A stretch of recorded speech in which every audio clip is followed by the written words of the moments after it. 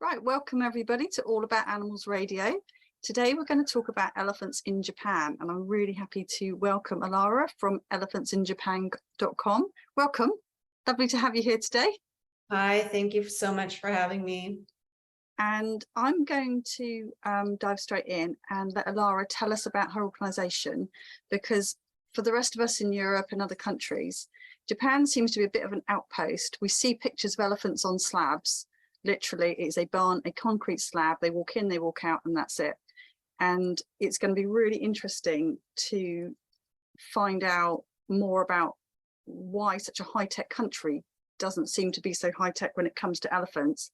And, you know, Ulara and organisation have done a lot of in-depth work over the years.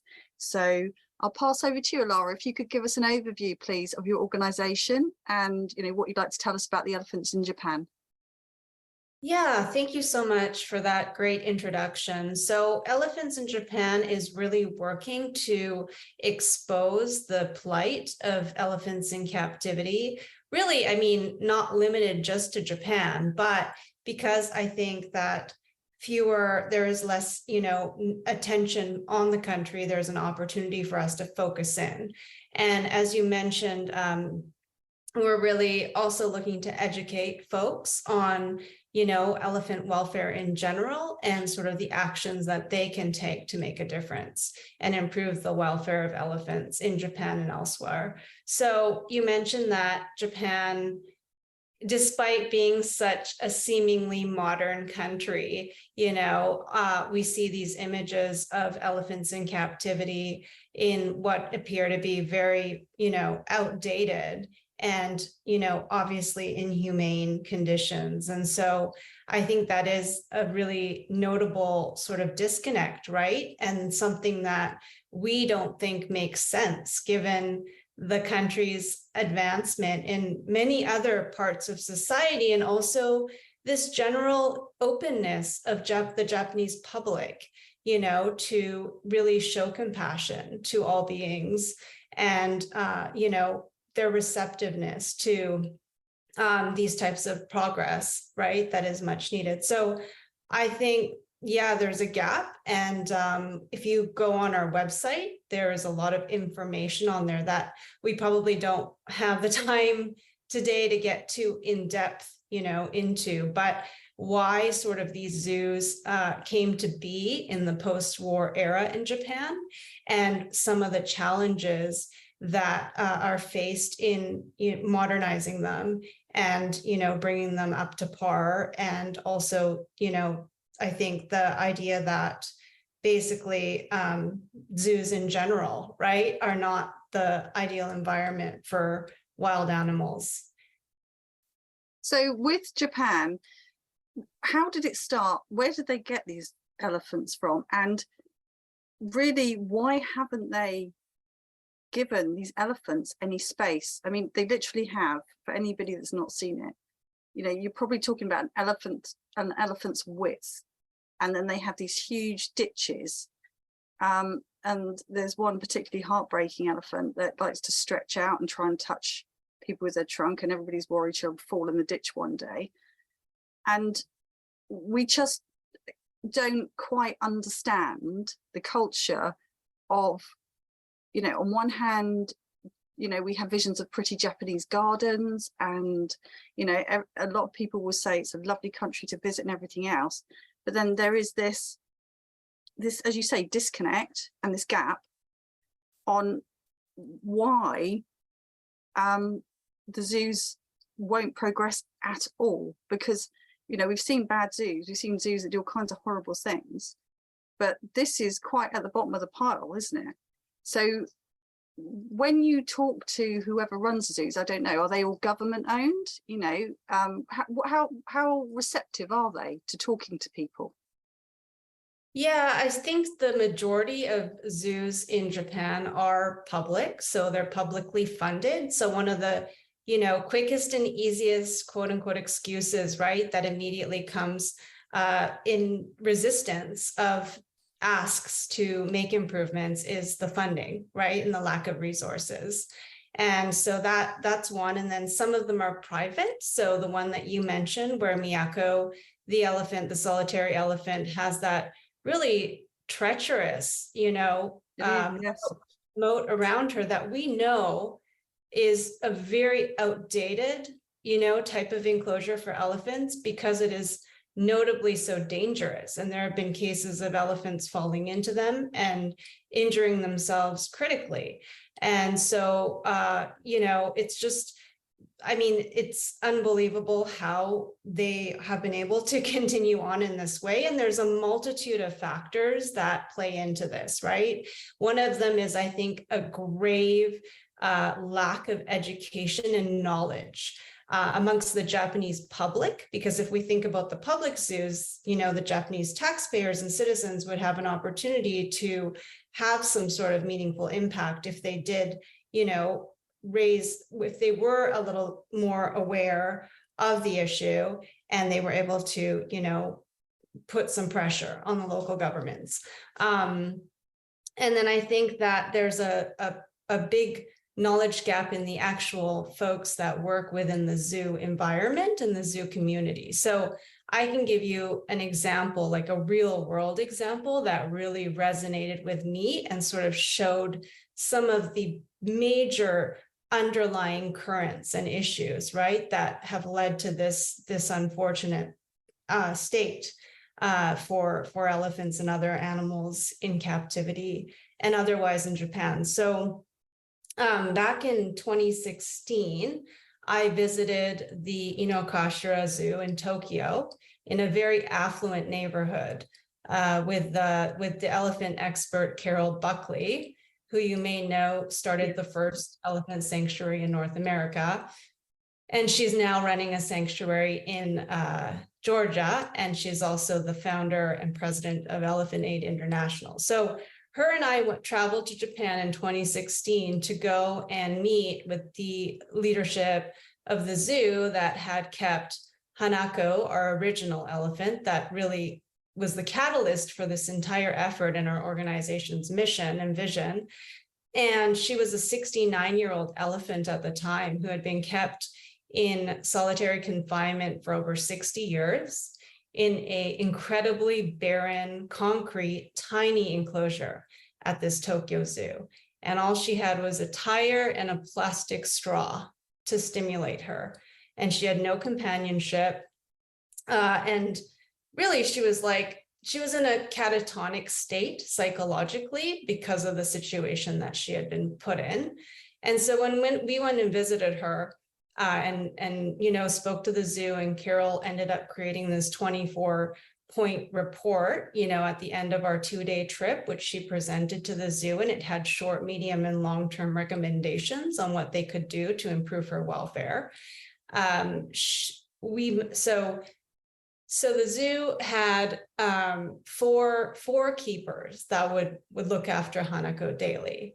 And they would see her about 20 minutes twice a day when she was in her tiny indoor enclosure, really just, in a cage that was slightly larger than her body. And at that time she would be kept in there for something like 15, 16 hours a day, right? In darkness, completely alone.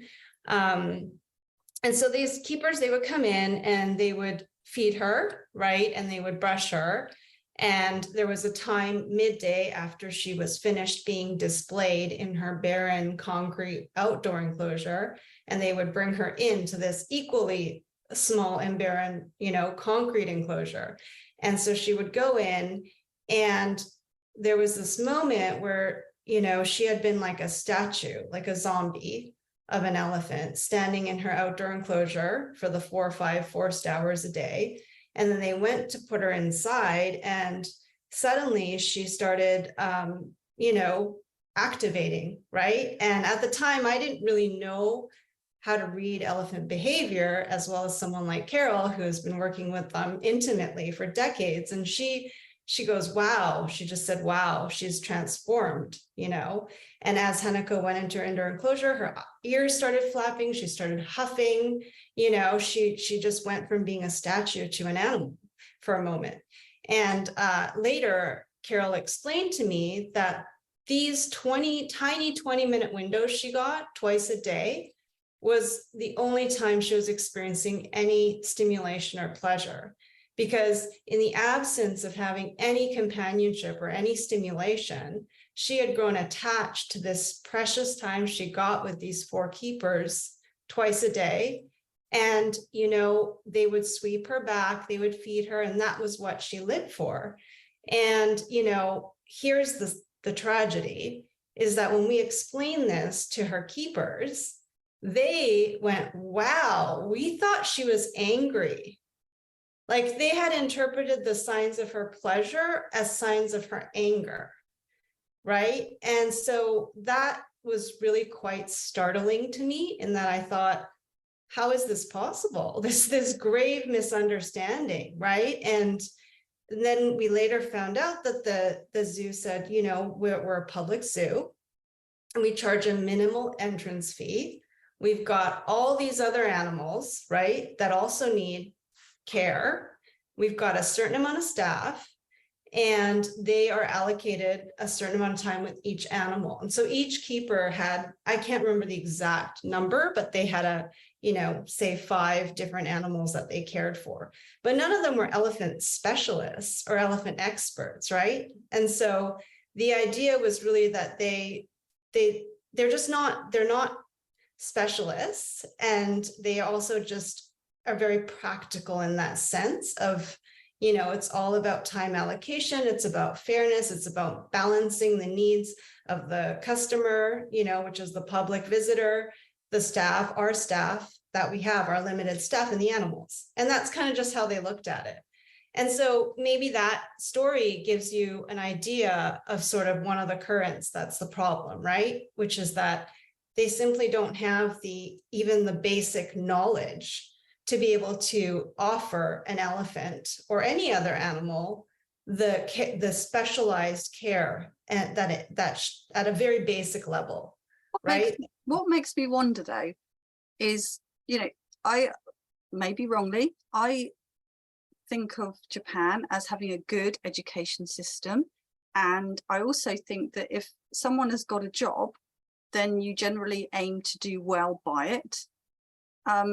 So from that, I sort of take my question would be, well, why didn't they pick up a book in all the 60 years and learn about elephants? Why didn't they think to do it? And it might just be the obvious sometimes evades us, but also what happened after you told them? Did they change their way of dealing? What happened? Yeah, this zoo was great. I genuinely believe that they cared about Hanako like I do. They, you know, expressed concern. They were opening their doors to us. You know, they didn't even mind the media, you know, covering the issue. And so the feeling we got was, we love this elephant. We need help. We don't know what else to do. And they were very receptive. And right after we left, they told the Associated Press that they were going to begin enacting some of the changes that Carol had recommended. And, you know, within 2 months, they made some, you know, I would say small but meaningful changes that would have impacted Hanako's day-to-day life. So one of the immediate things they did is they increased the time that the keepers spent with her daily, because, you know, we had explained to them that that was really important for her quality of life.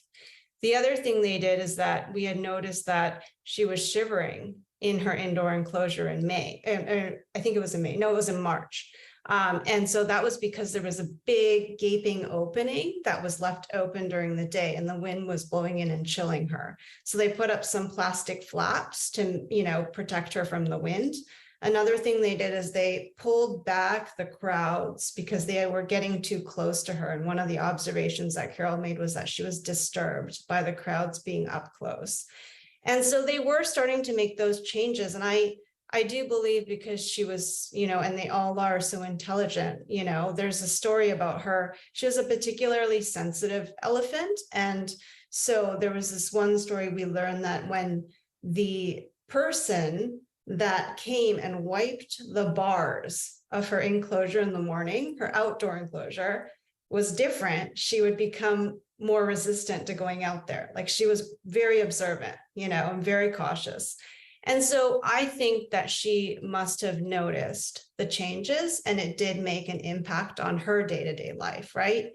And so, and of course, we all wish these changes could be much more sweeping, like a sanctuary or a better environment. But I think the most important thing is that in an elephant's day-to-day life, she's the one that has to live it, right? If there's even a marginal small improvement, then that's what matters, and that's what we can do as we push towards the ultimate goal. So as they were making these changes, we were frequently in communication with them, learning about them, and she unfortunately within 2 months had a heart attack and died.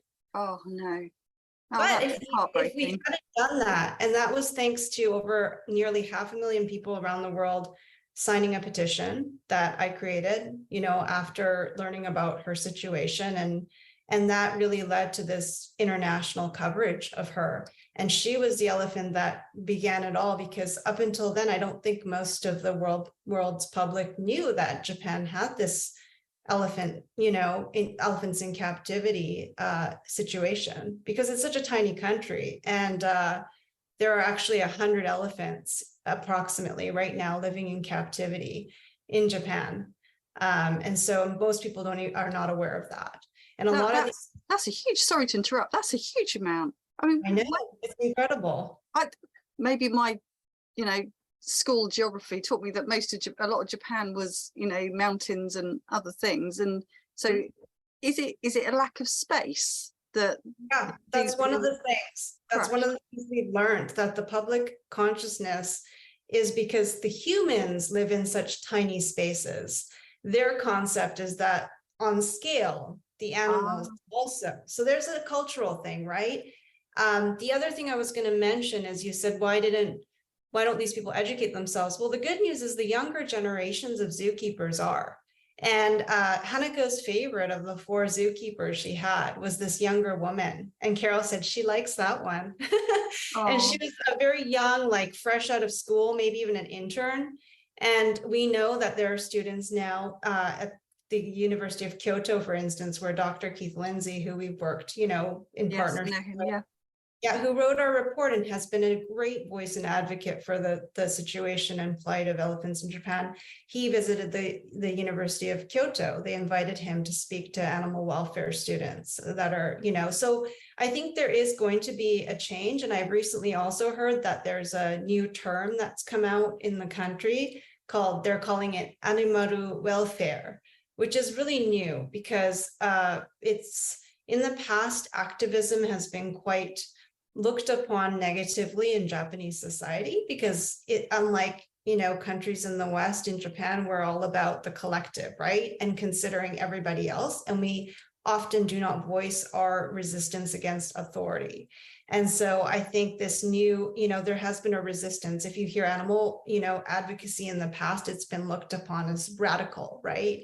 But now I hear that there's a softer term that's actually being used in the public discourse and like on major television programs and things like that. So I think things are potentially changing, but there is an old school sort of bureaucratic, you know, system there that I think is limiting, unfortunately, what you're speaking to. For example, Miyako, you mentioned her. She's the 49-year-old elephant that has been living in captivity and in solitude her entire life. She was brought from Thailand on a boat as a 6-month-old baby elephant. And since then, she has lived in those pictures you've seen. Many people have seen. Over 400,000 people have signed the petition to help her. Cher has tweeted about her. So, you know, she's gotten that exposure. And she is very similar to Hanako in that she's living in that just horrifically, you know, inhumane and deprived environment, right? With the concrete and we mentioned the extremely dangerous moat. So with Miyako, she has had one keeper her entire life. And we've learned that he actually cares about her, but he's like a, how do I describe this? He's not passionate about elephants. The job fell onto his lap. He's a government worker. He wanted a safe job. He's got a family, you know, and he he clocks in and out, and it's just a job like any other. It's like, imagine someone being a construction worker or like, an accountant. Like he just has never had a passion for it. It fell onto him, and he's done the same job in the same way every day, right? For the last however many years that he's been with her. And so how do you expect somebody with that life to, be empowered to really go and learn more? I'm not sure, right? These are the actual on the ground challenges. And the owner of that particular zoo, the Uzunomiya Zoo in Japan, is a businessman. He's a 3 generations in businessman whose father, I think it was his father, he inherited the zoo from, and he runs it like a business. Like he does not consider it to be an educational facility or anything like that. Like he's all about the numbers. We've heard reports that he breeds animals specifically based on their value right now in the market. So if white tigers are the hot entity right now, he'll focus on that so he can sell them, right? Breed them and sell them. So, and if you look at a leadership like that, how would they even have the basic awareness to educate their staff, right? Around sort of like, say, with elephants, like a specialist. So one of our concerns is that because Miyako is probably very attached to her keeper, given he's been with her throughout her whole life, regardless of whether he's an elephant, passionate about elephants in particular, which it doesn't sound like he is. He probably has formed some sort of attachment to her too, unless he's got no heart. And so we're worried that when he retires, she's going to lose that most meaningful connection in her life and the consequences that may have on her. So, that's just one of the sort of considerations. But I'm telling you this just to illustrate the many challenges, cultural, financial, and this particular zoo, the private zoo, is in a very rural area in Japan. And it's not very rural, but it's not in an urban setting, right? So people have to really travel quite a bit to get there. And, all of these non-urban zoos and zoos in general right now in Japan are losing public interest. They're having less visitors. So that's adding an additional stress on these zoos to try and be economically whatever it is they call it, right? And so so it's tough because I'm on the same page as you, Yvonne. Like, I'm an animal advocate. I have been my whole life. It just doesn't, none of it makes sense to me. And yet, having learned about these challenges and hearing this information from the ground, you just start to see that there's a multitude of factors, right, that play in. And so that's where we're really trying to educate, the awareness piece, and hoping that we can bridge understanding and gaps and really provide help, if anything, right? And education. So that's where we think that we can have the most value. So with Miyako, if this is run as a business and the business is losing money, and as you say, if, for instance, tigers are the saleable item, that's what he does. So usually when there's there's an elephant or anything that would like, that people would like to rescue, the offer is normally made by some organization or another. Can we buy that elephant and put them in the sanctuary? It rarely happens because, the zoos are not generally that much of a business. Normally there's public property and everything else. But in that particular case, if he's selling animals, has anybody ever tried, or was there ever any chance of fundraising to get this one elephant out of there? Yeah, that's absolutely our goal. And we've thought about that angle because he is so financially driven. The issue with this is that we've had a tremendously challenging time having him engage with us. So right. As I mentioned to you, we started a petition for her now nearly 5 years ago. And every single day we send him, I believe it's in the hundreds of emails from people who have signed the petition. That's been happening every day for all these years. And we've sent him, multiple letters requesting, communication. We've offered to send people over there to, provide free services to her, just as a kind of, goodwill, show of goodwill, and he just has not been responsive to us at all. And what he has done instead is he started his own crowdfunding campaign. And he raised $20,000-$30,000, I believe it was. Don't quote me exactly on that because I'm not sure with the exchanges and stuff. And he built a little pool in her already tiny enclosure, which you probably seen recent pictures and didn't even notice. It is so tiny. It's like a puddle. And not only did that take away additional surface space for her in what little space she has to just walk in tiny circles around, it must have been really scary for her with all the construction and not knowing what was happening. And she doesn't really use the pool. She was too scared of it. It's literally probably would come up to your waist at most, right? I mean, it's negligible because you don't even. She probably can't even fit in it because the yard is so small. No, she can't fit in it. And I do think recently she's been spraying a little bit. She's gotten curious. I mean, how could she not, right? And just like started to play around. And the problem is he's gotten a lot of positive press from that.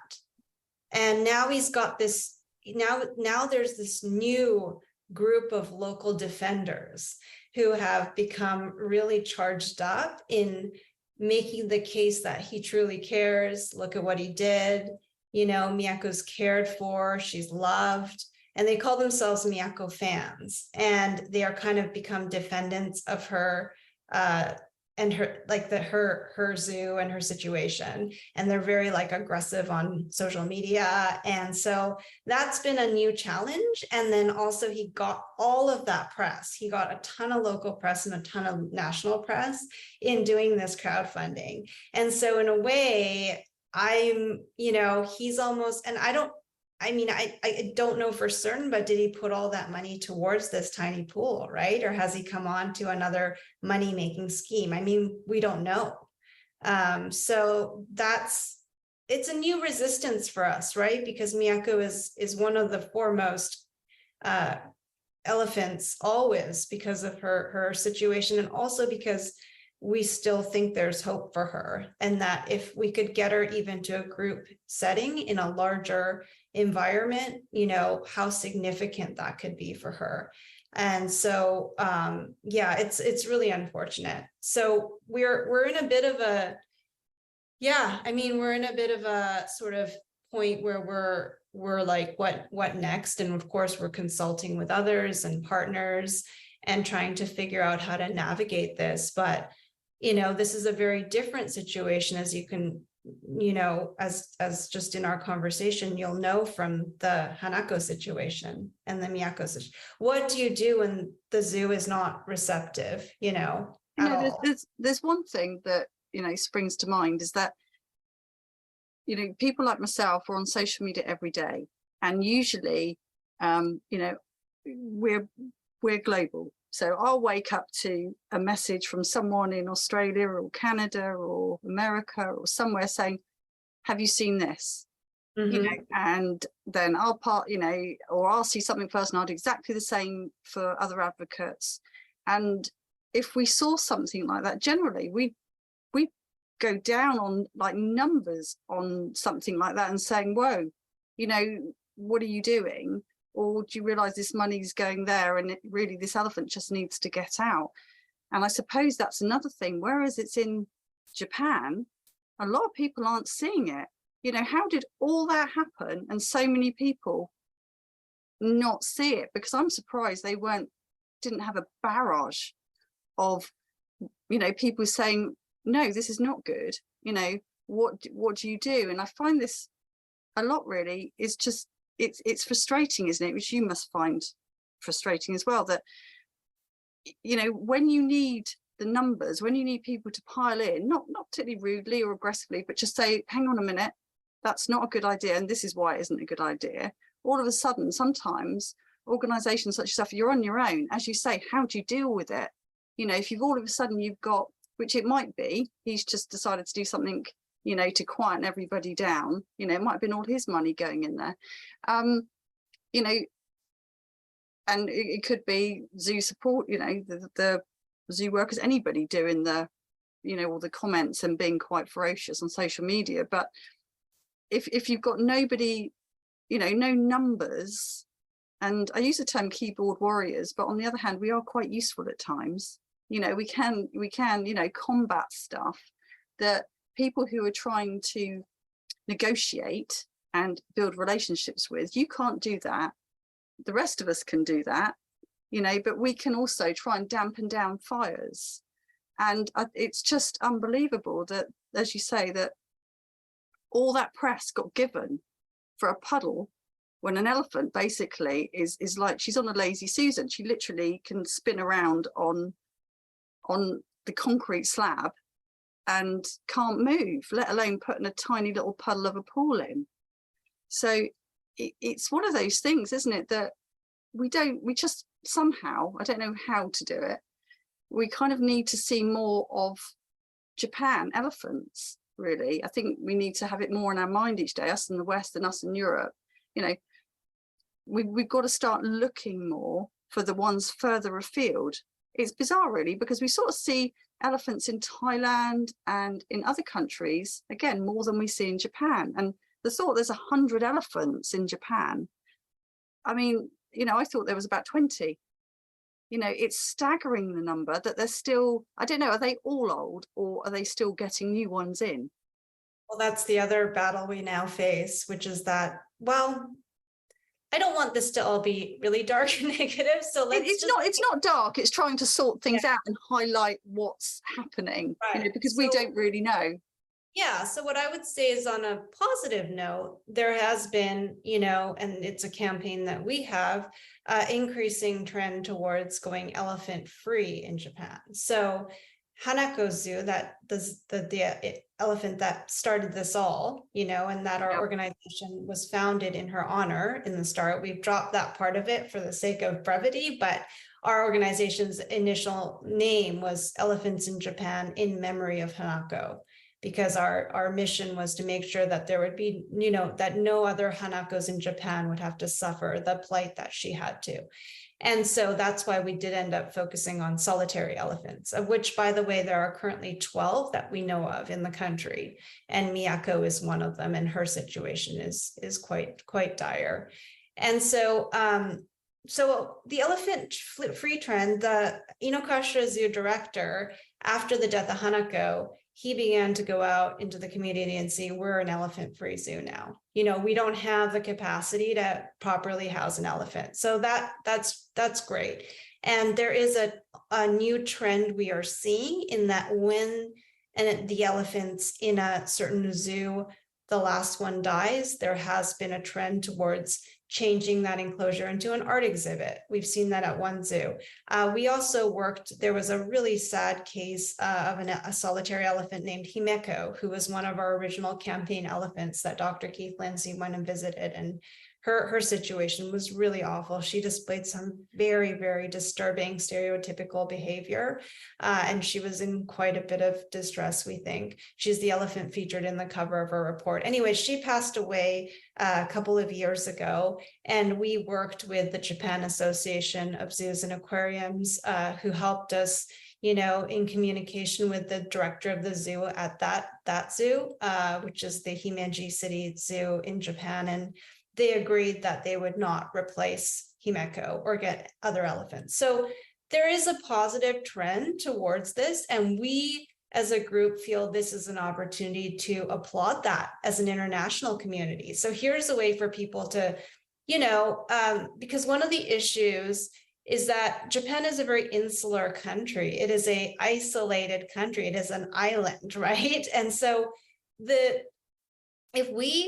we've been able to garner tremendous support from the international community. That's how this was all made possible. I don't think anyone would know about Miyako or elephants in Japan had Hanako not happened. And that was thanks to nearly 500,000 people around the world signing that petition.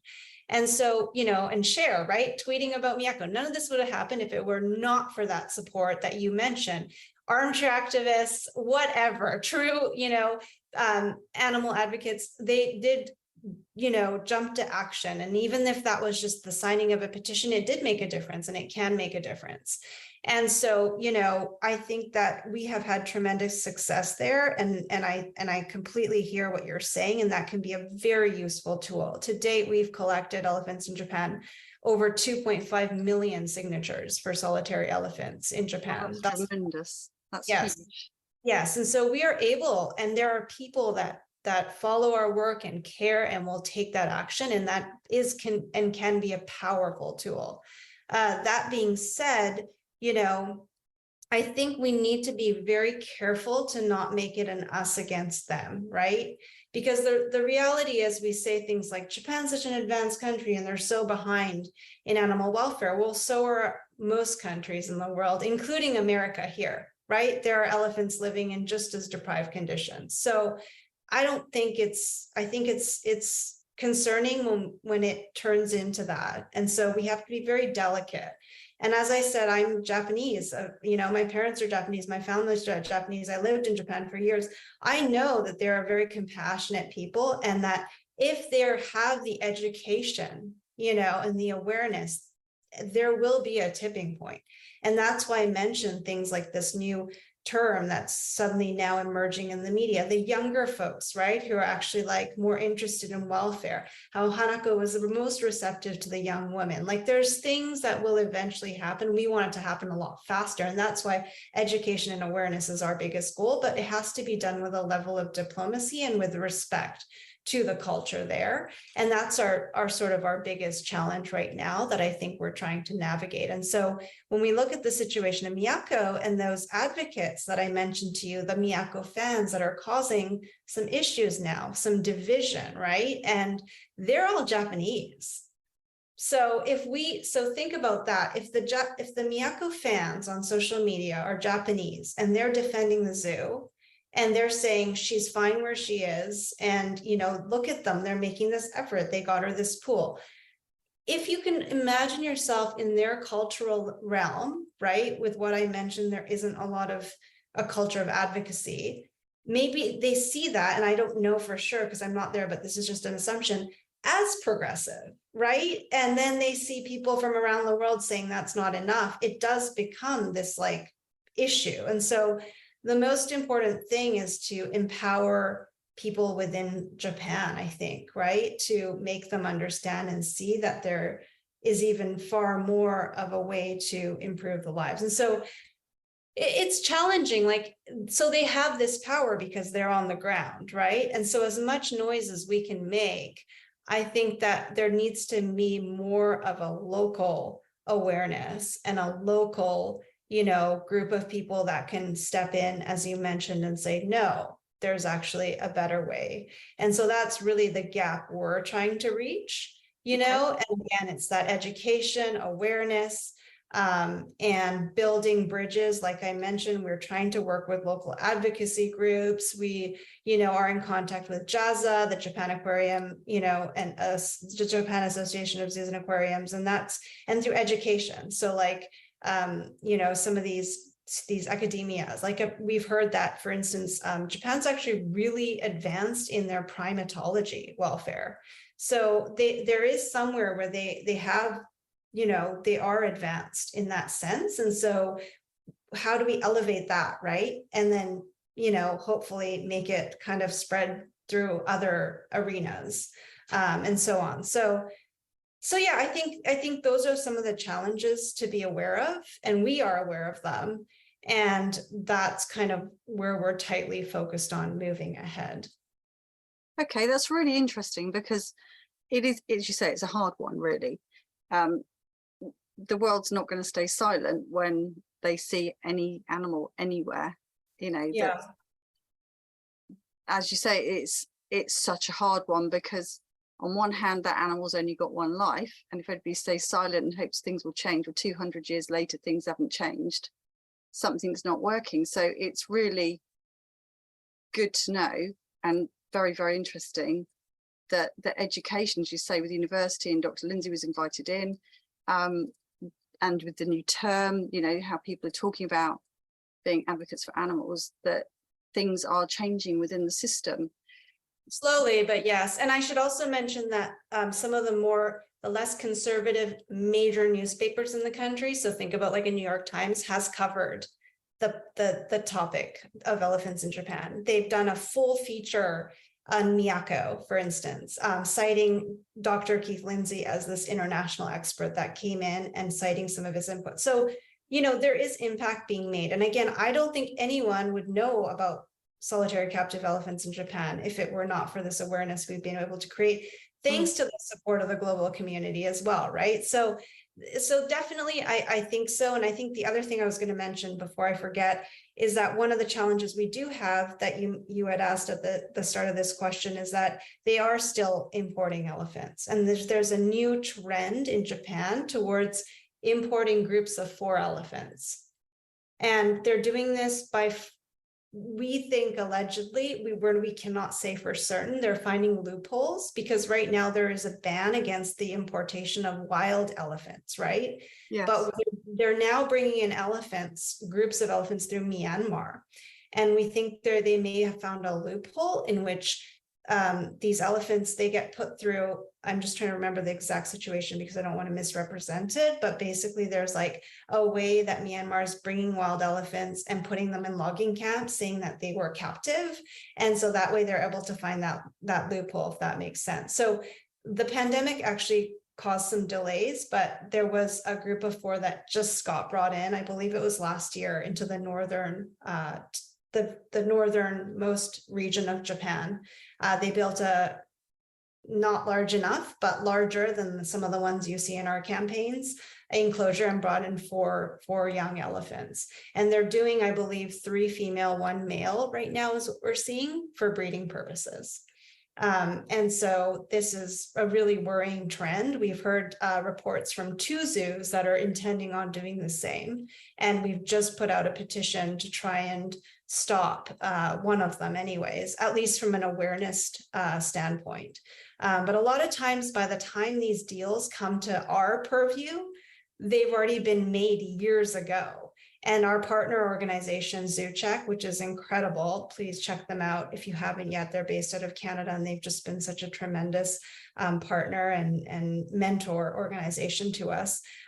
They've done work behind the scenes to try and stop these deals. But again, they're having a hard time because it's all about, we need more people in Japan who are advocating for this and becoming aware of this, because we don't know what's happening in the government, right? And so even if we had a handful of people who understood government there and could keep an eye on what's happening behind the scenes or, you know, within these institutions, that could make a huge difference. And that's a tremendous gap that I don't think Elephants in Japan is going to be able to fill in anytime in the near future, but that could be a very big asset to driving change, and, you know, bigger change much faster, is if there was a group or some advocates in Japan that were, you know, able to understand the laws and the government and get some sort of insider information, you know, on what's happening there, how the system works, how these deals are made, and so on. So that's something that the country and the effort really, really needs. And I, you know, hope something emerges. We've had a few advocacy groups that we've spoken to that we thought maybe we're getting there, but not quite. Like, you know, so with the government, yeah, will the government ever talk about animals in captivity?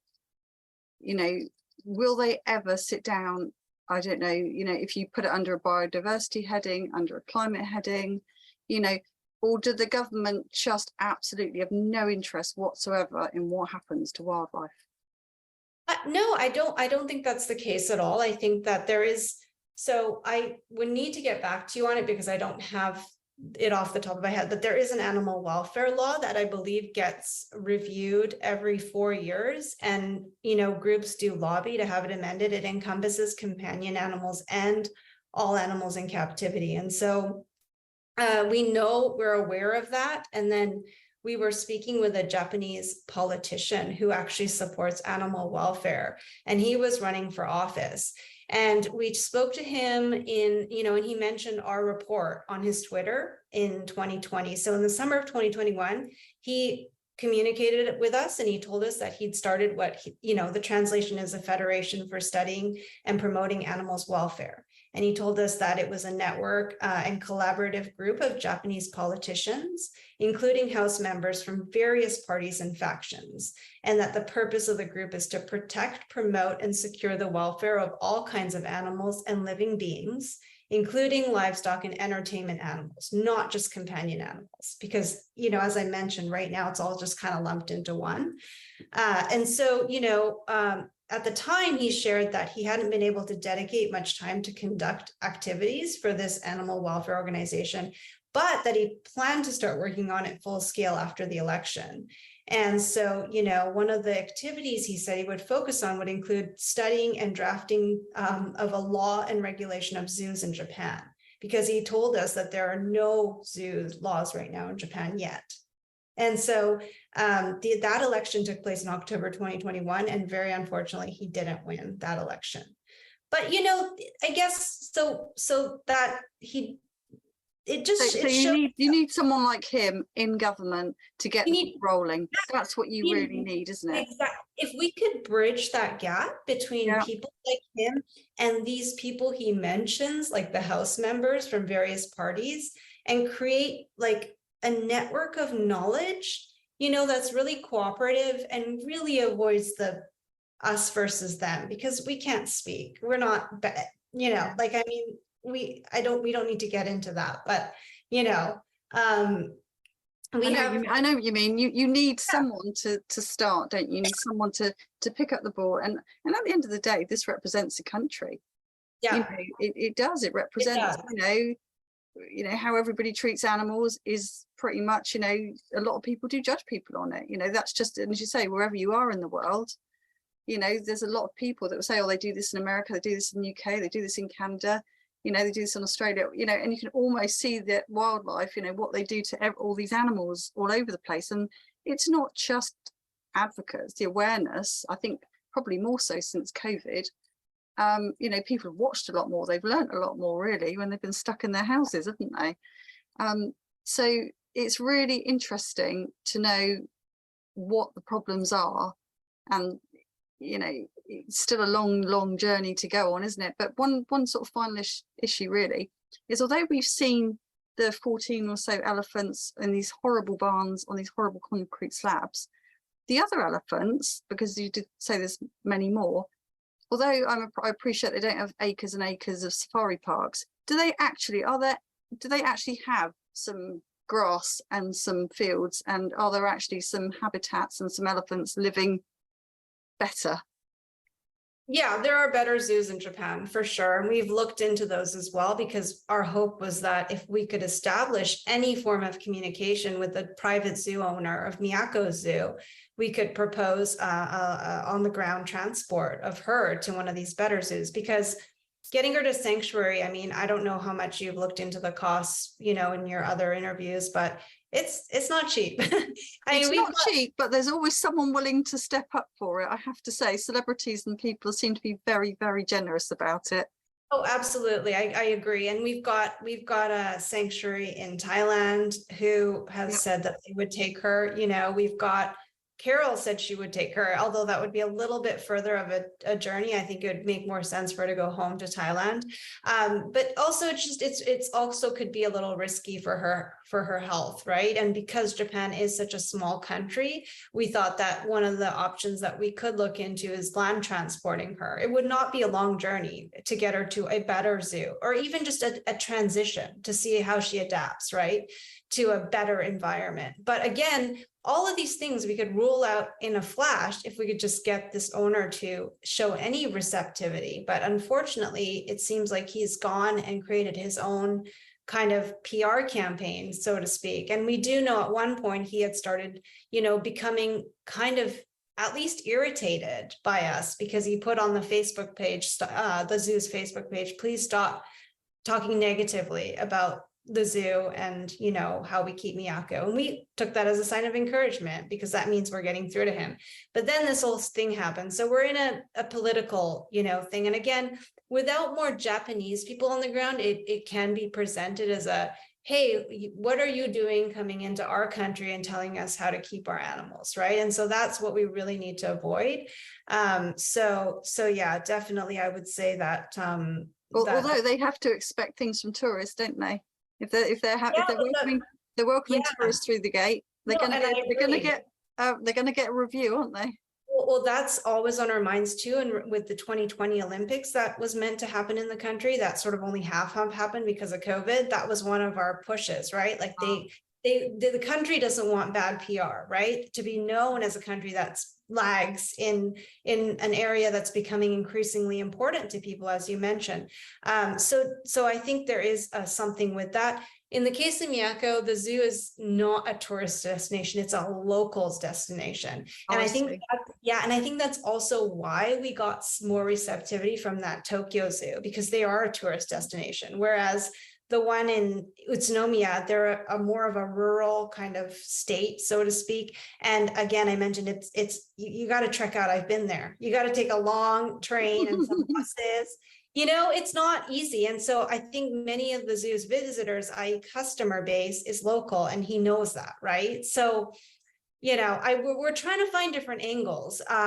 You know, maybe, yeah, we have plans for sure to do another ramp up. And so I would encourage anyone listening who's interested to follow us on all social media channels. Also sign Miyako's petition, because we will be sending out updates. But we are actually, right as we speak, now that we've sent the latest campaign letter with signatures from 116,000 people around the world to ask the Tennoji Zoo in Osaka to not replace their elephant that passed away under really horrific and painful conditions due to neglect in foot care. We are refocusing on Miyako, and we're going to do another major push in the coming months. So, you know, we're not giving up, you know, and it's that's the thing. It's a long haul. Yeah. It's always a long haul, you know. Yeah, and we're all in it for it. It's a multi-pronged approach. Like, I just did an interview with a great organization that's focused on law in Asia, animal welfare law. And, you know, the idea is we do have that gap though. And, you know, there's only like, we are an awareness and education focused organization, and we're really good at that. But when it does come to the on the ground folks, the people that can infiltrate or at least build bridges with the zoo community, the educational community, and critically this law, like, look at this potential. If this politician got this group, he didn't win. He's, you know, I should mention, from what I've learned from folks over there, like local people, he's a small time politician. Like, you know, he's not one of the big runners, but, you know, and that's part of the reason why this probably isn't, you know, has not taken off as much. But if we can get intel, even just information, people over there who can provide us with information, you know, so that we can strengthen the network, you know, and make it a global effort, not an us versus them or, you know, effort, then I think there's a real opportunity to drive faster and bigger change. And that's what I keep saying now, in hopes that someone out there listening knows somebody who can spark a new movement on the ground in Japan, or lead us to somebody who maybe, you know, understands government and can That's the take home, isn't it? That's the take home from today. Yeah. And I hope that people listening, we will put your website details up with the podcast, and I hope people, you know, will really gain a good insight here. I know I have. And I thank you ever so much for your time today. So yes, we'll keep an eye out for the next campaigns, and certainly, you know, follow each other on social media, as you know, a lot of people will, especially when it comes to elephants. And, you know, if there's ever a time when you think, right, we need someone to push, then, you know, we'll all keep an eye out to try and, you know, give everybody a push. If everybody around the world keeps, you know, pushing, as you say, you raised millions of signatures, you know, in the past, and that's what you need. So, and hopefully one day you'll be back here telling me that you've got that bridge, you've got that gap, and you've got that context. Oh my goodness. Well, the goal is let's get one elephant.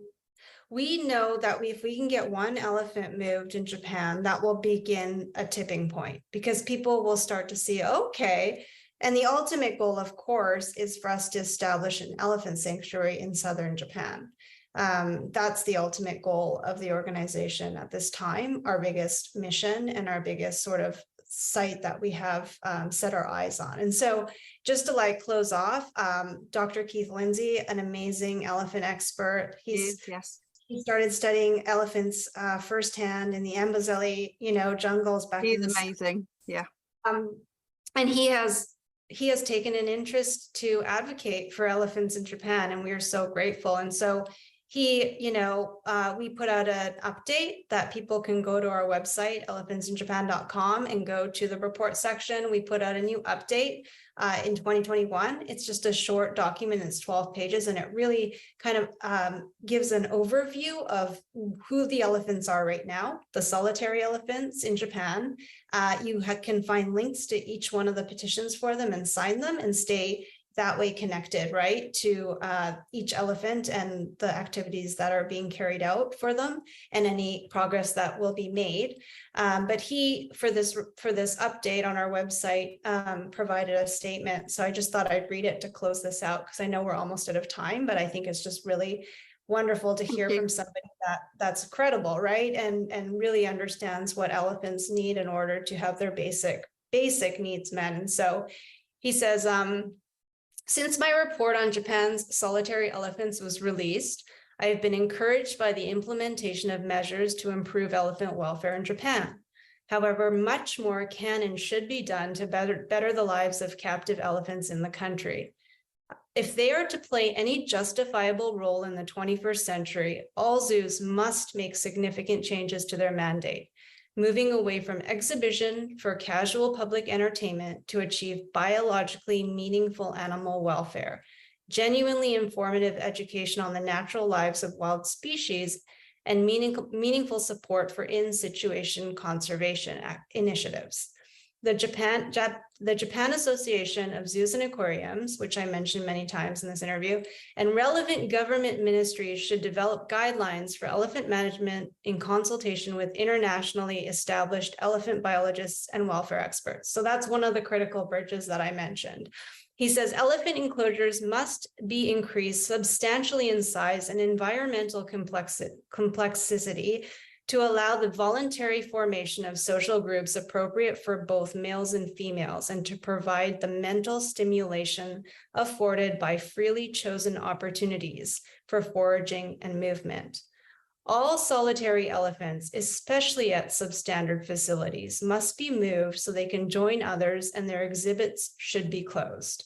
Since it is ultimately impossible for any captive facility in locations outside elephants' natural range to provide appropriate and acceptable living conditions, the importing and breeding of elephants for a life in captivity for any reason must be discontinued. Moreover, the development of true elephant sanctuaries in Japan, where elephants can be allowed to live out their final days in relatively humane surroundings, merits serious consideration, while the keeping of elephants is gradually phased out entirely. So I think that sums it up pretty well. It does, Yeah. wise words, absolutely.